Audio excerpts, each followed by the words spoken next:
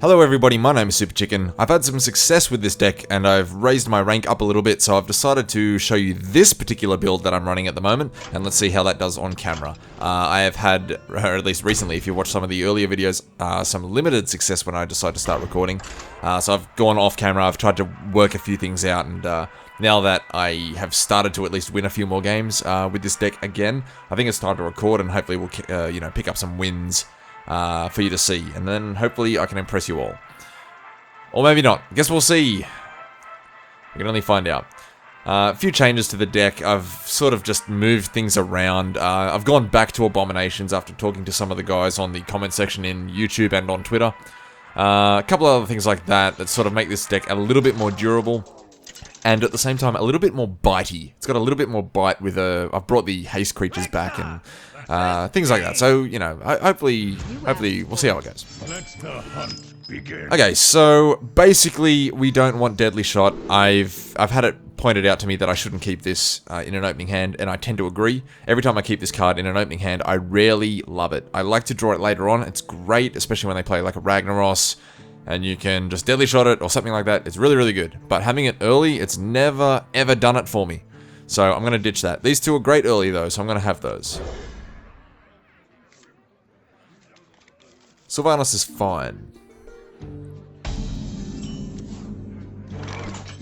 Okay, I'm probably just going to use tracking straight off the bat and try to use the mana as efficiently as possible instead of waiting. A mage, it's really hard to say what he's going to be though, so I mean he could be a sort of like an aggressive rush down, or he could be control, or you know, frost giants. It's really hard to say. I think at this stage we'll probably take the explosive trap just because it's an earlier mana cost. This will come in at the mid game, and if he is an aggressive mage, we're going to be in trouble anyway. So I might as well take the explosive trap and sort of try to at least vie for a little bit of board position in the early game. A mana worm opening coin, maybe even mirror image. No, double mana worm. Double mana worm would suggest to me that he is an aggressive deck. Just a hunch. Question is, how are we going to handle this? Do I just play Loot Hoarder and then get it fire blasted, or do I at least try to set the trap first? Yeah, I think I'm going to set the trap. That seems prudent. Get that down, put them at least on 1 health each, and then I can worry about using Arcane Shot and the Loot Hoarder to finish them off. It's probably going to be a spell of some kind.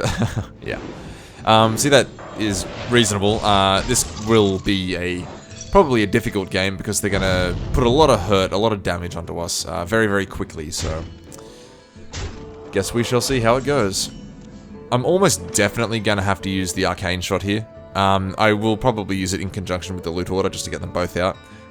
He will probably spend his turn fire blasting the Loot Hoarder, but that's okay. At least he doesn't cast another spell that buffs these guys and then gives me another heartache. Casting Eaglehorn Bow is a bad idea. I'm frozen. So I'm gonna Arcane Shot the big one.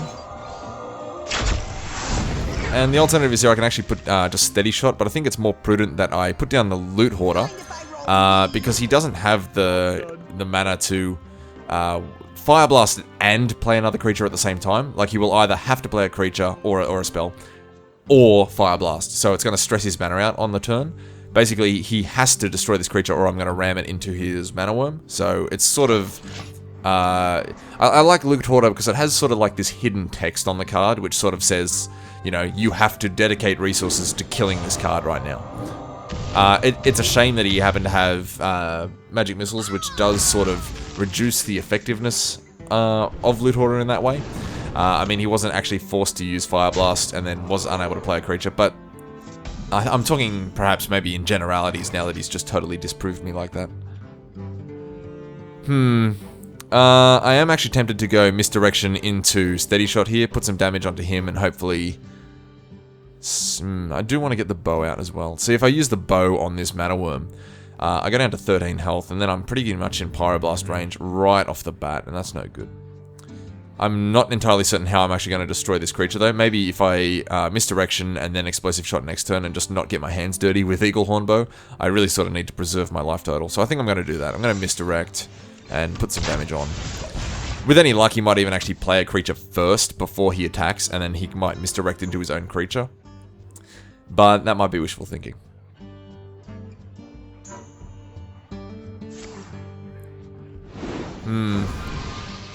Nothing's getting strong. I'd love to see a arcane shot, perhaps.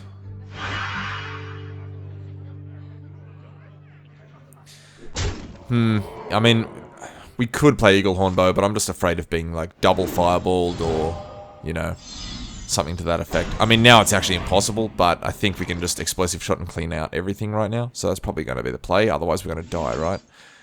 So we're going to explosive shot right in the middle, take it everything. Terrific! Explosive Shot is one of the newer cards that I've included in this deck. I only have it as one of, but it seems to have moments where it's really, really good and moments where it's a little lackluster. Okay, so good question. How are we going to handle the Gadgetztown Auctioneer? Because I certainly don't want to use the Eagle Hornbow on him. I think we're just going to have to run him down with the Argent Commander, and that's sort of prudent that we get rid of him before he starts drawing him unlimited cards. So I think that's just the cleanest answer right now. I actually don't even consider any other channel of play there to be the best option. I mean, I could play a Sylvanas, but what? Then he runs past me, hits me for 4, and then flogs me with some spells, which he then nah, that's terrible. We can't do that. This will be a close one. He's definitely got the resources to burn me out. I think we're just gonna Black Knight, remove this taunt creature, and continue on our beatdowning ways. I'm sorry, I should just comment on this quickly. I'm keeping the flare just in case he wants to drop an ice block in the last moments of his, you know, death throws. If I actually do manage to take momentum of this game away from him, and he wants to sort of swing that around with an ice block, I can keep flare and last minute destroy it. It's sort of like my trump card. I mean, I'd love to use it right now to draw a card, but if he wants to ice block moments before he dies, that will not allow him to do that. I mean, there's a secret now, so, you know, it is tempting to actually just use it right now. Okay, so what is the play here? I'm sort of tempted to get Sylvanas out because I need to have a stronger board presence, perhaps. She will live through a Flame Strike. The alternative would be to play the bow and snipe at the same time, which is actually pretty good. That's not a bad option. It gives me a little bit of defense as well. So if he does play a creature, I can at least snipe it and get some action that way. Plus I can also use my steady shot in the same thing, so that's probably what I'll do. I'll bow, snipe, steady shot. Now, what could this be? Is it worth removing? If I'm attacking with the bow, the only thing that can really trigger off that is perhaps Ice Barrier? Is it worth using my flare for that now, or just swinging? Good question. I think Ice Barrier is fine. It's more the fact that he could have an ice block. I'm truly worried about the ice block because it can really change the tempo of the game. I'll let him have the armor if it's armor. Okay. It was armor, that's fine. That actually gives me another charge on my bow as well, so I mean that has some value in addition. I would imagine that this guy is about to die, whether or not it be by Fire Blast or something more creative from his own hand. I mean, he could easily have another Cone of Cold or anything that does a small amount of damage, Blizzard, you know, magic missiles, and anything. So he's not going to make it, I don't think. Yeah, he's tough. He absorbs the snipe. Absorbs the snipe, but I'm probably going to trade it with the Black Knight now. Yeah, I'm definitely going to trade it with the Black Knight. Well, I'm just going to continue swinging. I'm going to play Sylvanas because I want a board presence. Usually I like to play it when they have something and I want to steal it, but right now I want to... I consider myself to be the beatdown right now. I'm attacking him. I hope that's a good read. I guess we'll find out. We'll play another snipe and then we'll pass the turn. So he sort of has to react to the Sylvanas now, which is why I played it. I mean, I realize I'm not going to steal anything, but that's not why I played it just now. I played it because it's a 5/5 and it's sort of scary looking, so he sort of has to do something about that. All I can do is hope that I don't get Fireballed this turn and then Pyroblasted next turn. Because that is a way for him to kill me. Although it sort of seems like he sort of stalled a little bit the last couple of turns. He sort of lost that momentum. It's a little concerning that he did play... what was that creature that we took out earlier? That really quite the large one. What was his name? I've lost him. The one that gave the spell power. So, I mean, the spell power creature is a little bit unnerving because it would suggest that he just wants to burn me out with, you know, spell power minions. Anyway, let's continue the bloodshed. We're just going to use these. I mean, that's an easy 5 damage a turn. He has to dedicate his whole turn to not dying till Sylvanas. So, you know, that's reasonable. It is a shame that you didn't get to swing because of all that frost. Hey, look everyone, a floating 3. There still are a few graphical glitches in this game. The floating 3 is probably the least of the worries. I've had a couple of the really bad glitches I've had is actually having an additional mana crystal when I only had, you know, I had 3 at one point and it had 4 pictured. If you counter spell a secret, then you get a huge card appear on this portion of the screen. A couple of other nasty ones. That secret is a little bit, how you going? I don't want it to be armor because I would rather just sort of finish him. I think I might actually flare this one. Is that the right choice here? Because if I flare this and then he ice blocks next turn, like, it's a bit... I think I'm just going to flare it and get rid of this one, whatever it is. It'll allow me to draw another card. I do actually run 2 flares in this deck, so it'll let me get to my second flare quickly. Mirror Entity. Well, that's alright, I wasn't going to play any creatures, but now that I cantripped into one, I may as well. Here we go. I think we can do both the trap and the steady shot here, using our mana to the maximum amount. You don't actually see Mirror Entity played a lot, I gotta say. I haven't seen it played terribly large amounts. I mean, normally you see Frost Barrier and you'll see your Ice Blocks, which is why I've been talking about Ice Blocks so much.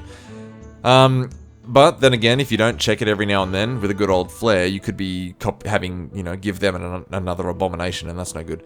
Keep in mind, when 2 Abominations do collide, they both trigger their Death Rattle, and that's 4 damage to each player, so... You know, when you're playing against a mage who can burst you down, as he is demonstrating right now with fireballs, you gotta wonder. Can we kill him this turn? 4, 5, 6, 7, 8, 9. Yes, we can. Let's do it.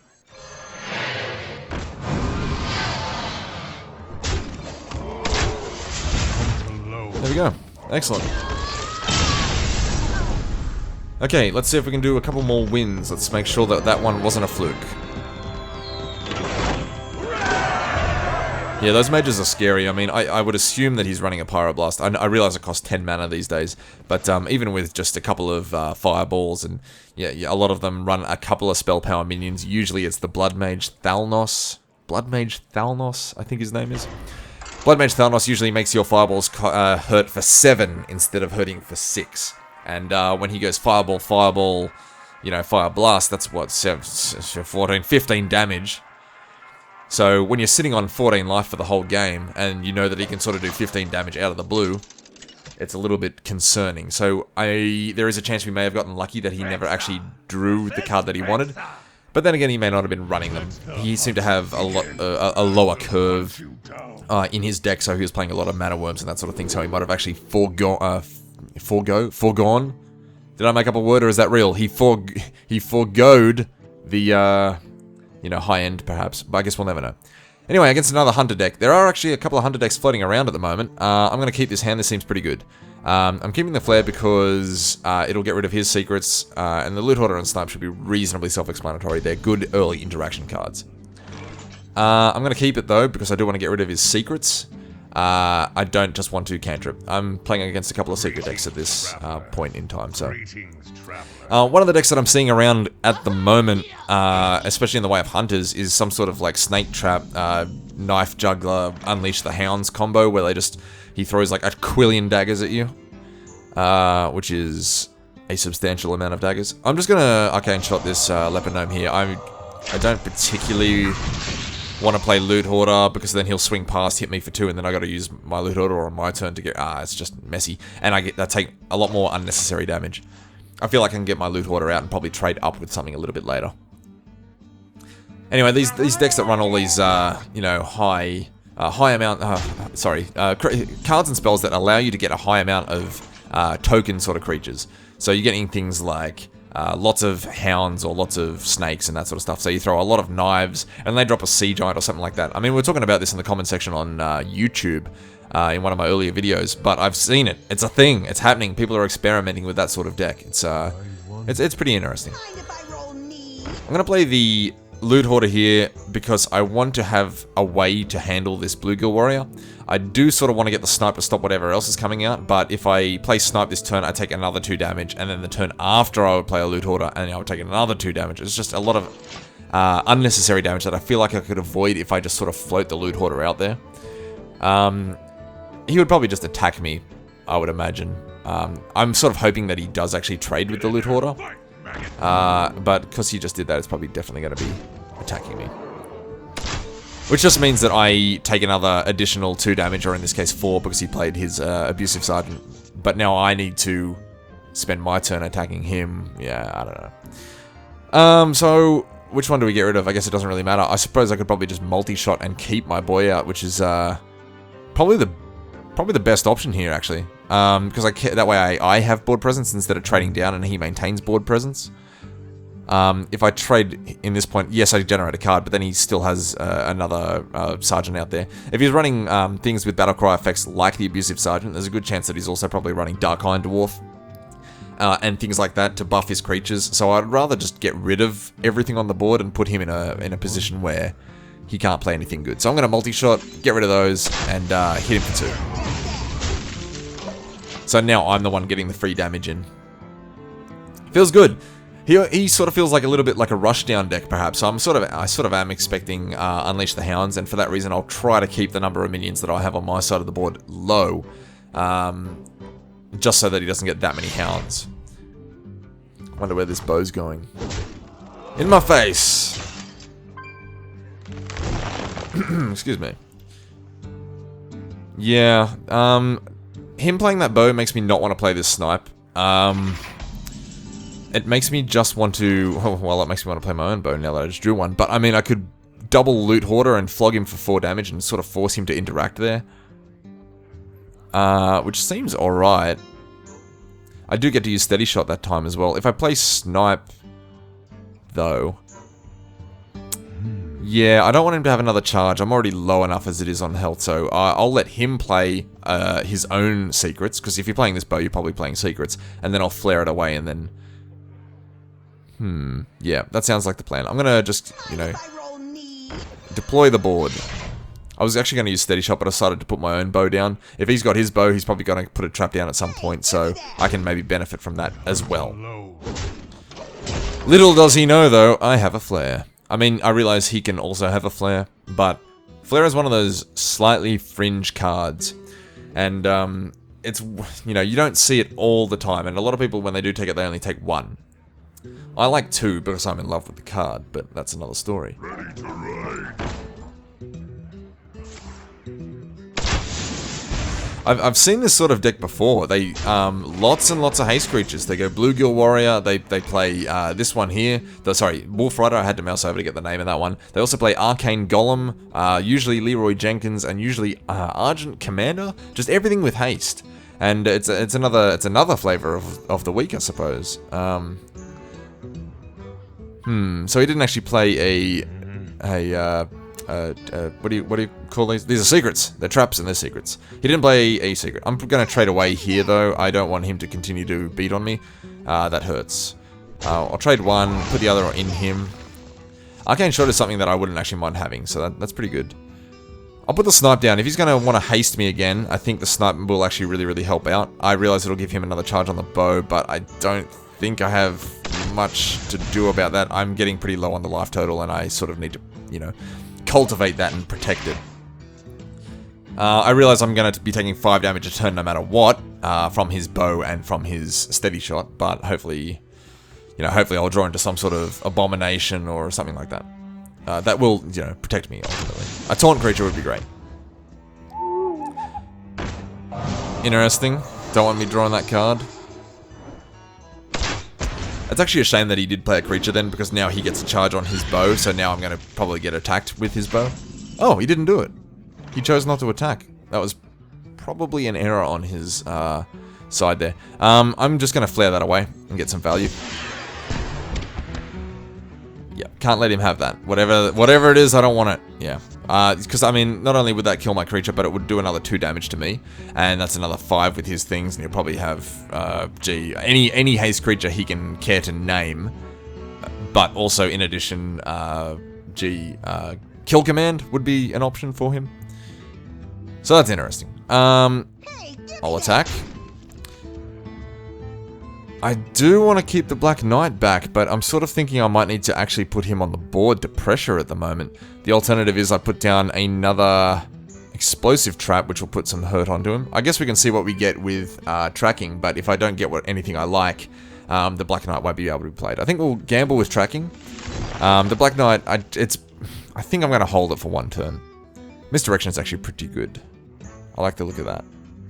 I'm going to take Misdirection, because it's going to help me live just that little bit longer. And you know what? I think I'm going to play it. I'm going to play Misdirection. Yeah. So we're going to just ping him, and we're going to keep our cards here. We're going to keep... Oh, may as well attack. Don't want to do what he did to... he didn't do, rather, to me. And that was not use one of his charges. So this game's actually evened out a bit. I realized I could die at any possible second here. Yeah, sorry, I should comment quickly on the Misdirection. I played that for survivability. Like, he's going to attack something else right now. I mean, ideally, he would have played a haste creature and then attacked himself for some damage, but basically that takes a charge off his... Well, actually, it doesn't take a charge because it replaces itself with the secret, but it does actually stop me from dying just that little bit extra. As you can see, I'm already quite low, having an extra 3... Ah, man, Leroy. Well, why not? Very, very speedy deck, this one. I called it true. You know, they do run Leroy, they do run those haste creatures. I guess I couldn't keep up with the haste creatures. I couldn't seem to hit an Abomination, maybe would have been my only real out there. Actually, an interesting point would have been if I played maybe the Explosive Trap. I might have been able to stop Leroy. But then again, maybe not, because he swung with his bow, so I actually may not have had an out for that at all. I'm not just trying to wonder how I could have played that a little bit better. When you got big...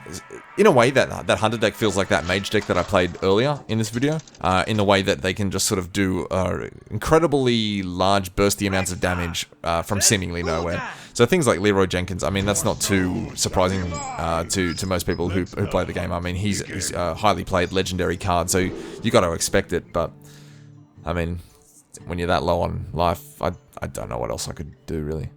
Anyway, we're here. We're going to get rid of multi-shot. It's a little bit conditional, although it might actually be worth keeping against a Warlock who is likely to be an aggressive deck of sorts. Having a multi-shot might actually be a really, really good thing. I'm just wondering if I want to get rid of any of these cards, because the Arcane Golem can sort of be used as a removal spell, in a way. Like, you come down and just remove something. It's a little bit of a slow hand, but it's sort of going to guarantee me some action against an aggressive deck. I wonder if that's the way to go. This could be a mistake. I'm actually going to accept this, but I feel like it's going to be a mistake. The ones that I'm questioning here are probably Multi-Shot and Arcane Golem. I probably should have pitched back. So I guess we'll just see how it works out. I am sort of expecting him to be sort of like an aggressive deck. Then not all Warlocks are aggressive, but I mean, it's a thing, right? So I want to sort of play... I want to have as many early interaction things as I can. I think I'm going to play Snipe. Whatever he plays, I can get rid of, and then hopefully buy enough time so that I can get, you know, some of these other slightly slower cards online.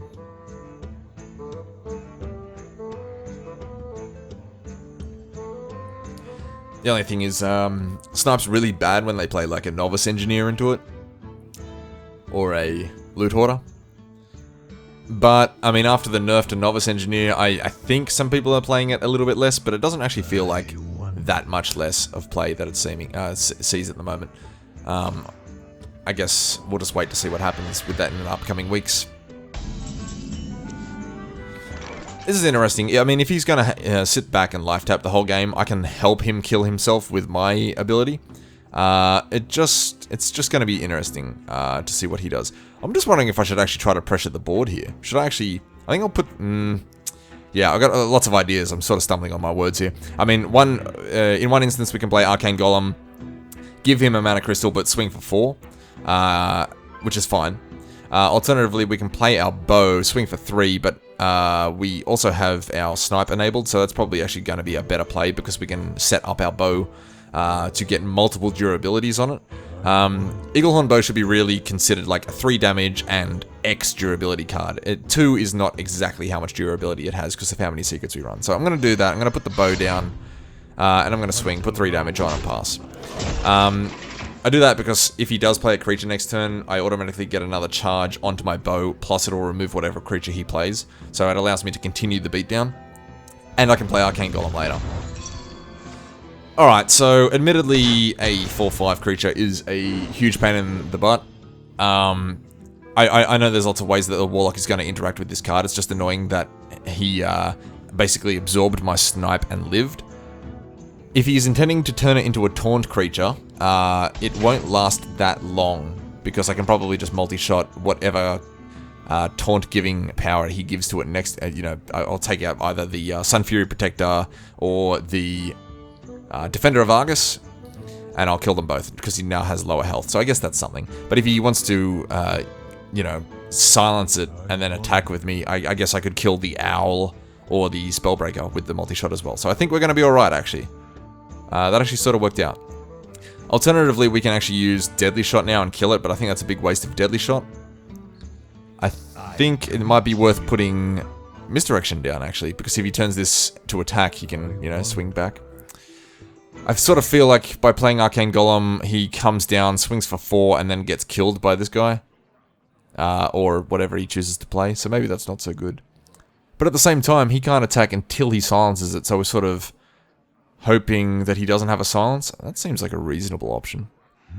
Alright, we'll go the Arcane Golem, but we're going to lead with tracking first, because you might actually get a better option here. That's interesting. I think I'll take Sylvanas. She seems to be a powerhouse, and he seems to be quite slow at this point. So let's do that, and I'll swing past. Now it's my turn to be the hunter that plays all the haste creatures. I do only run one of these, but it's going alright. I mean, it was going to be the creature that I test out in this deck. It was one of those few that I'm sort of like, oh yeah, you know, give it a go and see how it goes. And it's pretty good. I mean, at first I sort of poo-pooed it. I was like, oh no, that's terrible. Why would you want to do that? You know, give them a mana crystal and all that. But just having a thing that can come out of the gates like that is pretty reasonable. I mean, he spent his whole turn right now doing damage to himself, stocking cards, and killing my haste creature. So, you know, that feels pretty good. I mean, he's in a position, he's in a pickle, isn't he? He's on 16 health and he hasn't done anything, so gonna play Misdirection, because I just want to put a trap out, and I sort of feel like if he wants to start swinging, he may actually kill himself, which is great. I'll ping him, but I'll keep the last charge on my bow. The bow, I rarely use the last charge unless I'm really in a dire situation. I mean, there's no need to swing into that Ancient Watcher now, right now. Right now, the Ancient Watcher is literally doing nothing. He needs to combo his other cards together with it. Obviously, he's trying to life tap to try and find one of them. But, you know, he'll find it, put a taunt on it or something like that, and then I'll multi-shot them both, so we'll be right. I mean, I have actually seen this sort of combination before, the Ancient Watcher into give Ancient Watcher taunt or silence your Ancient Watcher, which he's doing right now. But, like, it just... I actually really don't like it. And the reason is, it costs too much to get going. I realize the card is only cost you 2 mana, but you require so many other cards for it to line up and work for you. So I don't care for it. I really don't.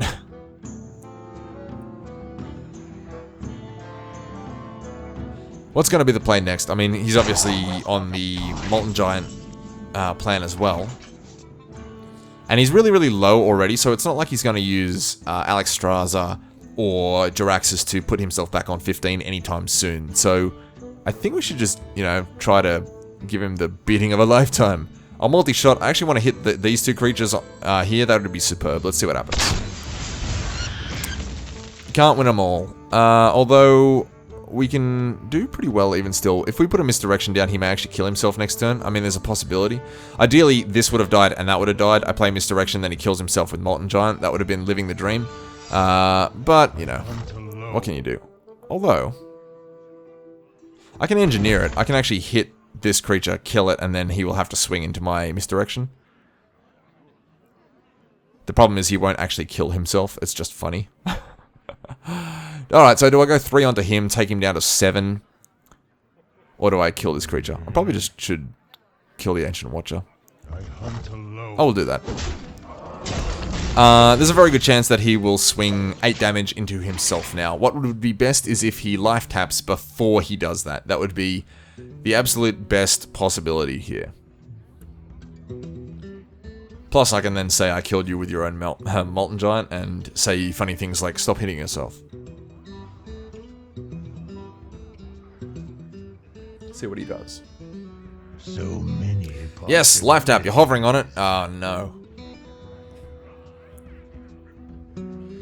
What's it gonna be? He may actually sense that this is a misdirection. Like, he might actually be actively trying to play around this right now. Which may be why he's taking a while to come up with something. So many possibilities. Yes, it's gonna be tough.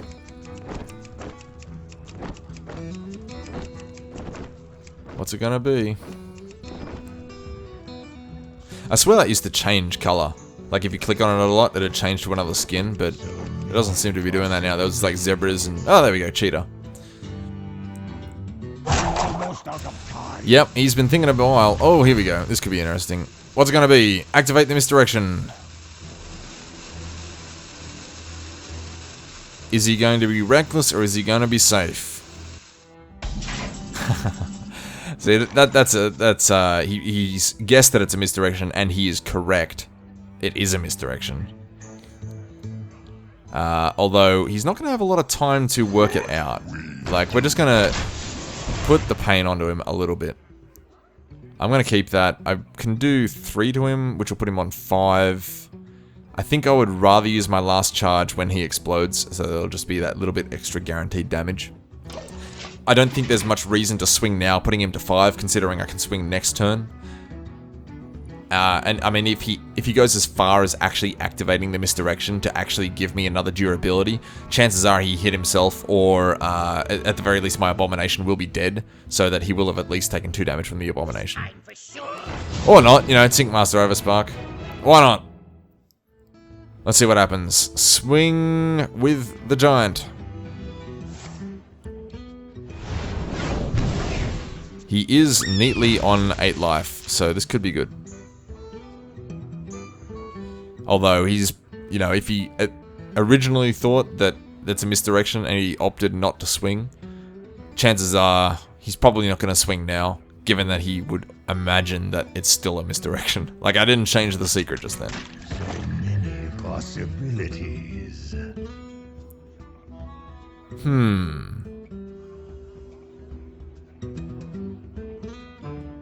Yeah. Yes. Alright, excellent. Here we go. He doesn't actually have that much time. Oh, actually, can I kill him now? I think I can. 4, 5, 6, 7. Yeah, there we go. I hunt alone. Excellent! Okay, there we go. Excellent. Yeah, that's one of the benefits of having a really cool hero power like Steady Shot, where you can just sort of, you know, if you get them in a position where they don't want to attack you because they're afraid it's a misdirection, which in that case it was, you can get in like these positions where, you know, they don't have that much time. Like, he's like, oh, I don't want to attack you. But you're like, alright, you got 4 turns to come up with something, because Steady Shot is just going to do 2 damage every single turn until you die. So, I mean, he might have been stalling for a, you know, 9-mana Jiraxxus or a 9-mana Alexstrasza or something like that, but, you know, it really puts you under the pump to try and find what you got to find, and, I mean, you don't particularly want to use Life Tap if you're going to be chipped away that quickly.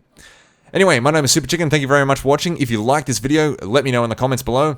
Let me know what changes you liked to my deck and what changes you didn't. Also, come say hi to me on Twitter. My Twitter handle, if you will, is @SuperChickenAU. Anyway, I'll see you next time.